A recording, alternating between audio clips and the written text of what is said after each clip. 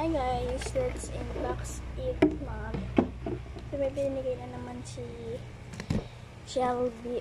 Kaya inbox na natin. May kasi akin yan guys. Ilagay ko lang yan dito. Yan. Yan. Ilagay ko lang siya dito. Kasi gusto ko. Let's unbox it.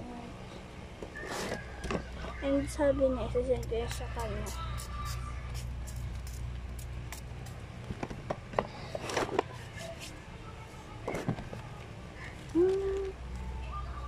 Excited na ako mga guys. Oh my god, nabunit na lahat. Iyan mo na. Ay!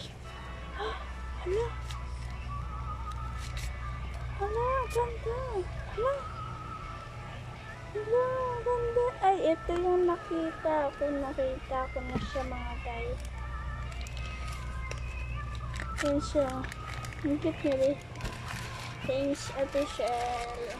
Lagay natin to sa ating lagyanan.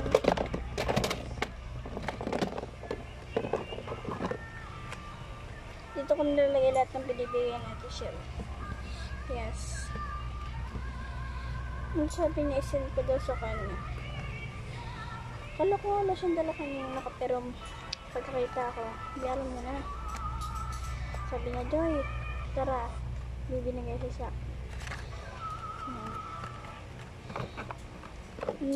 ayun lang mga ay tsaka to